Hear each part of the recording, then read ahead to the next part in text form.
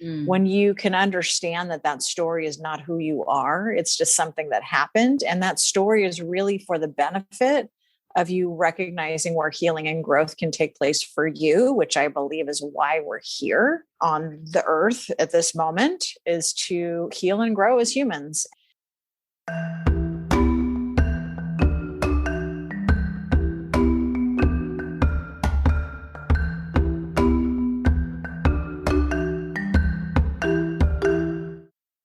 Hello and welcome to Self-Talk. I'm Rachel Astarte.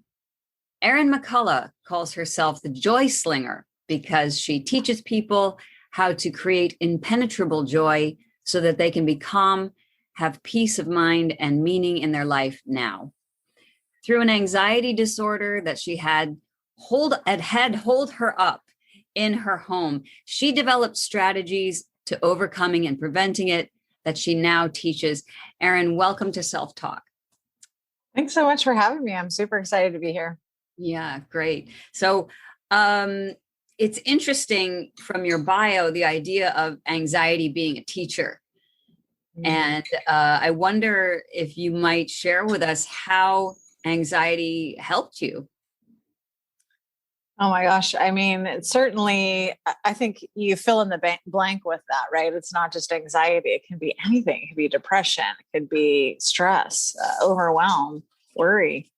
And I believe that we're here to heal and grow from these opportunities. That's what they are. They're opportunities, they're gifts that are showing us where the healing needs to take place. And so, I mean, I sort of owe everything to that experience because it's the thing that catapulted me into the direction of being able to be of service to others and help them learn how to navigate, these, everything that comes up in life that's challenging. Mm-hmm, mm-hmm. So what was that like for you, and how did it catapult you into the work that you do? Well, I mean, maybe I shouldn't have used catapult because it took me a while to kind of, eased you in to the work that you're now doing. Well, it's so funny because when you look back on your life, you can see all the things sometimes. I don't know if you've ever had those moments where you're just like, oh, I met that person and that thing happened. And then this, and then I went to school and then I had this other thing happen. And that's how life is. It's just that we're like in it. When we see it from the distance of, all the things that happen on the way to arriving at this moment, right, it all makes sense. But we're so caught up in all the things not working out how we think it's supposed to look that we get all confused that it's not in the right order or it's not happening how it's supposed to be. Right. And when we start to let go of those ideas that we know how things are supposed to be, or that there's some formula to this life other than watching it unfold, then we can actually enjoy it because we don't have an expectation of how people are supposed to show up and how things are supposed to look or what the outcomes are supposed to be. And that's that impenetrable joy that I'm talking about. That's the no longer being beholden to or at the mercy of people or circumstances to dictate whether or not you feel good or bad, or you're having a good life or a bad life, or a good day or a bad day, or you feel good about yourself or not. Right, right. That's the whole Zen beginner's mind kind of thing, where you approach everything as though it were new and without those expectations. And that's a really, really important point. It's hard though to let go of those patterns of anxiety or worry. What are some ways that people can, well, I'm sure recognizing that you're doing it is the first step, but then what? What can some people do? Awareness is absolutely the first step. And then of course there's a strategy like, recognizing, okay, emotional awareness. So there's the awareness piece, which usually is like crisis, like I just can't do this anymore. And then there's the emotional awareness piece, like when am I in reaction? What am I in reaction to? And when we understand those pieces and start to see that pattern a little bit better, we recognize, these things happen prior to me being in reaction. This is what's happening while I'm in reaction. And then we start to choose and catch it just a little bit sooner each time until we're going, oh, okay, that thing is about to trigger this whole litany of things. And I don't like that. So I'm going to choose differently. But the process, again, is slow. It's just like, watching our life. We think that everything should happen right now. When we look back, it's actually is happening quickly. We just can't see it that way. And then once you get some strategy, it's like some compassion for yourself and others, right? So it's like, oh, I don't have to be hard on myself because, the needle was moving a little bit. And this last time I missed it altogether. I missed the mark 100%, and it's okay, and being okay with that, just the recognition, that just the fact that you can see it and go, I did that thing again. There it was. It just happened all over again. And then you just keep catching it, and you do the whole thing in wonder and curiosity without judgment, and just going, okay, I see what this pattern is of behavior. I recognize when it's happening. I'm going to choose differently every time I'm able to. And that's just fine. And it's that practice that's the hardest piece. It's not the strategy. It's, the awareness piece for some can be very challenging, just because a lot of people just weren't taught to be emotionally aware. And so just recognizing, I'm having an emotion. What could that emotion possibly be? Right. Can be challenging, but it's the practice. It's the over and over and over again. But we practice this other way of being for so long. It's like you can't go to the gym and lift one weight and be buff. It takes some time. Right. And it hurts. Like your gym analogy is one that I use all the time, which is you go to the gym and you exercise, and it's the next day you're in pain, and so you think, I'm not going to do that again. Except what happens is, if you go back and you continue to work that muscle or that muscle set, it gets stronger. You work through the pain, and sometimes, you're right. It feels very awkward. I think the most important thing you said, which I really appreciate, is that this is a process. It's absolutely imperative, and that we have to be gentle with ourselves on that journey, because, there are enough people out there who are trying to hold you down and keep you small. Don't let yourself be one of them. It's really hard. So what does it mean to be a joy slinger? Sounds violent. I'm just like, what? She's slinging joy at me. It's so funny too, because I didn't always think of myself that way. I knew that I had this experience with this book. Maybe you've heard of it. It's called A Course in Miracles, where after several, it was like a month or two, I started to just see the word joy everywhere, Wow. And I just was like, oh, joy is the answer, but I didn't know how to get there. And so there was a whole process of things that I went through to get to that point. And how do I accomplish that? Then I realized, actually not that long ago, a few months ago, or maybe 6 months ago, I was talking to somebody on a podcast, and I was like, she's like, so what is it you actually do? I said, what I actually do is I sling joy, versus like slinging burgers or, I got it. Like that's my thing, as I'm teaching people how to locate joy inside of themselves and be able to cultivate it on the daily, so that they can have that as the predominant experience of their life. Yeah. I was going to say, and maybe this sounds like a silly question, but at the same time, it should be asked, is it feasible for us to acquire predominant joy in our life? Is that a thing? Or, does it, I don't want people to think that means you have to be happy all the time. Right. Yeah. Joy is, well, first of all, I like to say happiness and joy are two different things. Right. In my book, happiness is based on external things. It's fleeting. It's the new car, woohoo. Then it just is a car at some point. Right. Right. Joy is that's the internal journey. That's the looking inside and going, oh, I can change the landscape in here to what feels super good for me, and just keep cultivating that and cultivating it.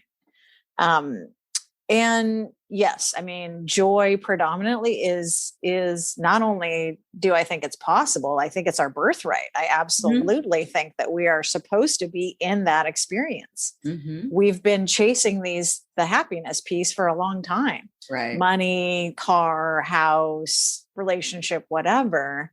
And the journey inside is the one that creates all the good stuff. And Yeah. then all that other stuff just comes with that. Right. Right. And, creating it is less, when you understand that, there's some default settings that we sort of have had from, past experiences, childhood, all that. You recognize that the story is still alive for a lot of people in their life and they're referring to it a lot. Mm. When you can understand that that story is not who you are, it's just something that happened. And that story is really for the benefit of you recognizing where healing and growth can take place for you, which I believe is why we're here. Yeah. On the earth at this moment, is to heal and grow as humans and get past, how you feel like it should have been or how it should have been different or whatever, and realize that that is for your benefit. And when you know all that's going on in the background, then you can just go, oh, okay, there it is again. There it is Okay. again. Right. There it is again. I'm going to use this other strategy. I'm going to think a little bit differently. I'm going to be intentional about my thoughts. I'm going to recognize that my thoughts and my emotions are not who I am, Mm. that these experiences are just experiences. They're not who I am. I'm the spectator of those things. Mhm. And that's how you know they're not who you are, because you can have a thought, you can have an emotion, you can name those things. So who's naming that?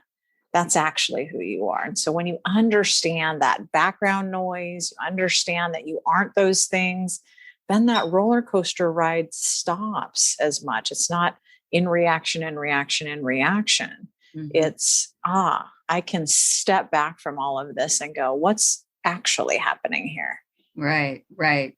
And I don't know if you encounter this in your work. I do in my practice, where I hear, logically, I get it.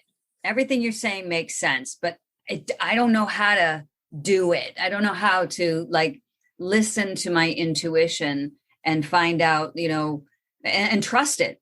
How do we trust our inner voice if our inner voice in the past has steered us in the wrong direction? So, do you know what I mean? Yeah. Oh, yeah. I'm still working with that myself. I mean, it's just all a process. It's just wonder and curiosity. It's just, oh, okay, interesting. I thought that was my gut speaking, but maybe that was my story. Mm. And so you just you don't go willy-nilly and go, oh, okay, that's my gut and I just have to, go for it. You test the waters out. You go, okay, I'm going to start with something small. I'm going to try and manifest something in my life that's a little bit, not as important as other things, or I'm going to make decisions both using intuition or my gut and some, information. You don't just, or I don't think that you just go for it right out of the gate, because like I said, there's some default settings that will have you believe a lot of things are the truth. Right. And until you can get a handle on that piece and then start to create the new story that you want to create, in the interim, there's some just testing the waters, like, oh, this feels like it might be a gut thing. It feels like, I should go in this direction. Let me just stick my tippy toe in there and see what that is about. And then keep assessing. And then the other piece is I don't know about you, but I know I work with a lot of people, and myself included, was like this. Every time we go to make a decision, somehow we feel like it's the biggest decision ever. And Right. it's like, no, it's just a decision. Yeah. And if you get new information, you make a new decision. Right. We don't have to get so stuck in, oh my God, we have to find every little piece of information about it. Do what you feel is right. Doesn't work out, make a new decision. Yeah. And I think getting comfortable with our bodies and how our bodies process emotion is really important. When you are guided by your gut to say, literally, how does my body feel when I'm about to do this versus this? I talk a lot with patients about, does it open you? Do you feel like, yes, as opposed to, I don't know, I'm not sure if I should, that's a really good indicator of the next step to take. And I love what you said about everything feeling like a major decision.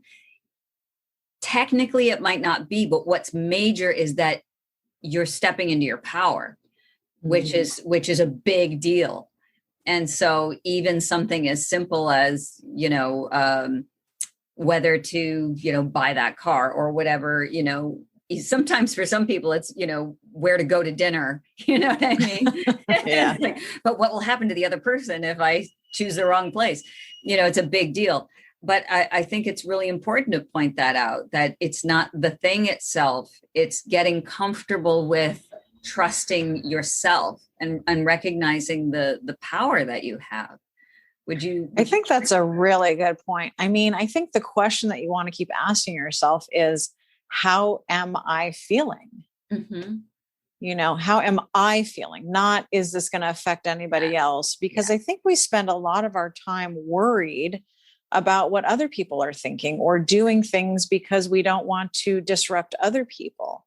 And when we can concentrate on ourselves and recognize that we're responsible for us and our feelings, and everybody else is responsible for them and their feelings, then we don't have to cross over and try to navigate what's going to work out for other people. We can just go, oh, they're upset by this, but that's their upset. I can do nothing to help them with that. Only thing I can do is help myself with my being upset that they're upset. So it shifts the whole sort of paradigm onto being responsible for your own emotions and recognizing that you're the only one that can make you feel better. And this idea that, I'm going to do this because I'm going to not make them feel bad is not real. That's an illusion, because only they can make themselves feel any which way, good, bad, right, wrong, whatever. Yeah. Thank you for bringing that up. That's a hugely important point. And so many of us, because of childhood wounding or whatever it is, where we have to be the ones who keep everything nice and calm around us, which means we have to make sure that everyone else is taken care of before we take care of ourselves, the people pleasers, that kind of thing that a lot of us fall into, myself included. It is beginning to realize that you don't have to carry all that. And it's not your responsibility. I so appreciate you bringing that up, because that's a real obstacle for people on that path of growth. Is, I don't want to hurt anybody. I don't, and those are, now we're getting into the area of boundaries, right? I don't, if I set a boundary, someone will feel shut out. Or if I do this thing or make this decision. And what you said is so right, which is each one of us is on our individual journey, and so if I say something to another person and that person is disappointed or angry, according to what we're agreeing on here, well, that's their stuff to deal with. But imagine, if they also believe that, if they also believe what we're saying, then they oh, why is that triggering me? Let me do that work over here and not put it on that person. Imagine if we all did that. Imagine what the world would be like if we took ownership for our emotions. Yeah. I mean, I talk about this, I talk about projection all the time, because I think as humans, there's no other way for us to be, because we have a lens or a filter in which we see this world, and that's how we see everybody, but we don't take into account that everybody has that too. And so, where a lot of the dissonance happens is that I have this lens and filter, and this is what I see as my reality. And that's not the same for others, but somehow we think it is. And so I figure, if I do this, then it won't hurt their feelings. And then I'm sure you or other people that are listening have had that experience where you're like, oh, but I made this decision because I didn't want to hurt your feelings, and their feelings were still hurt because they're responsible for that, not you. And so recognizing those things just makes it, challenging at first, but it just feels more authentic to fully be responsible for, you and not everybody else. Yeah. What guidance might you give for someone who's grappling with that? How do I manage it if I speak my truth and another person is upset by it? So we know logically, yeah, it's something they have to work on. How might you guide someone to sort of negotiate or navigate that situation? What happens internally? Like, I think I've upset them. I know it's really on them, but now what do I do? So for me, the question that I'm often asking myself is, was my intention towards fear or love? Beautiful. And when I recognize that my intention is towards love, then I'm able to go, okay, I can still have compassion for the other person, of course, and recognize that it's okay for me to sit in my own. Part of the process of healing is really just sitting and allowing yourself to be in emotion. We don't allow ourselves to do that. We're constantly avoiding from very young age. Little kid falls down, skins her knee. Like, it's okay, honey, don't cry. So we're constantly like tamping down every emotion all the way up until adulthood. And then we wonder why we can't communicate with one another and have deep, meaningful relationships, because we're stuffing all this stuff down. Yeah. I say, have all the emotions, even when they're inappropriate. You can apologize later. I'm not saying freak out and yell at people. I'm just saying experience your life. Right. And that means things that don't feel so good, and they're not as bad as you make them out to be. Right. There are some awful traumas that have happened to everybody. Everybody has their challenges. And we think in our mind we've made them to be so much bigger than they actually are. And when we allow ourselves to sit in those moments and just go, oh, okay, this doesn't feel good, but it will pass. Yeah. And each time we do, then the needle is moving ever so slightly in the direction that we want to experience. But tamping down just creates all kinds of things, right? Miscommunications, and not the kind of relationships you want, and disease. And the list goes on and on. Mm-hmm. So, don't avoid, and we use all these things to avoid that we don't even talk about. We talk about the, obvious ones like drugs and alcohol and gambling and sex and, but there's social media, and there's just this idea of being busy all the time. And, just all of this, or helicopter parenting, or, just all the things that we do to avoid. Just like, for me, the process I teach is, there's something there that doesn't feel good. I want you to sit in it. I want you to get so familiar with it that you can see it coming from a mile away. All the nuances, everything, cry, do whatever you need to do, and then move on. And each time you do that, less and less energy on it, less bad feelings. Right. And that's the other part too, to normalize those feelings, even the uncomfortable ones, to say, we're human beings and we have the full range of emotions, ideally.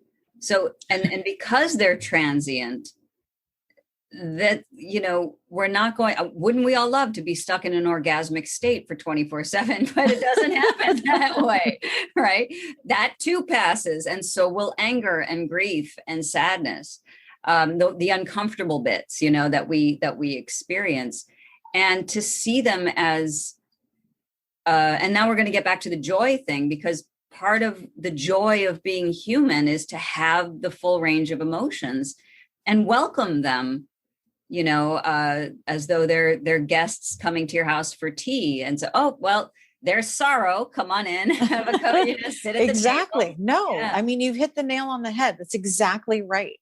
We all think of joy as like jumping up and down and exuberance, but it has all these other nuances. It has stillness, peace of mind, calm, has wonder, curiosity, and even all those other things that you were mentioning, the things that don't feel good, what I call low level experiences, anything that doesn't feel good, all of those are part of that too. When we take the expectation we have off, when we allow ourselves to experience it, when we just let our life unfold without resistance.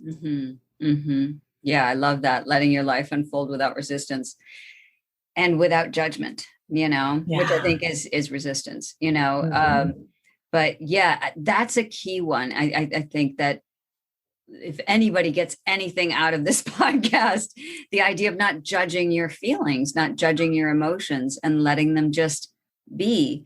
And so important, especially, with what we've all been through over the last year or so. Uncertainty is a big, uncomfy place for a lot of us to sit and nestle in. But I always tell my clients, it's like, we spend all this time trying to find this like safety or security. It doesn't exist. Yeah. And if this last year taught us anything, it was that. It does not exist. Right. There is no way to create that. That's not the creation that you want, even though that's what society would have you believe, get that stack of cash, have that retirement, do the, have the house, security, and the car and the security. things. Yeah. It doesn't exist because, it could all disappear in just a heartbeat. And so then what are you left with? The same, right? Yeah. And so you can, people like, what is it like to be a millionaire? Close your eyes. It's the same. You're still there. That's right. That's right. You. got a few more toys, but that's about it. Maybe better carpeting, but but that's it. That's such a really, really important point too. And also, the majesty of the universe is here. You have it, I'll tell you, some of the most unhappy people I know are the people who have the most money, and it's about keeping that going. And that's an addiction in itself. Addiction to work. I was thinking about that when you made the list, and I never even thought about the helicopter parenting being a way to control your environment, but absolutely that's what it is. And of course that has terrible ramifications on the next generation, those children who have to then deal with that. But these are also really important points. So how can listeners find you? I think the best way to find me is on Instagram. My handle is Erin Mac, ErinMac LLC. And my website URL is on there. I post videos with some, strategies, things to think about. Right. And my stories are always, inspirational memes and those sorts of things. Because I believe that we're here to be in service of others. And so if there's anything I can do, so anytime I'm on a podcast, I offer a free call. It's not a sales call. It's just, what can I help you get on your path to joy, and teach you maybe a strategy while we're on the phone call, and send you on your way.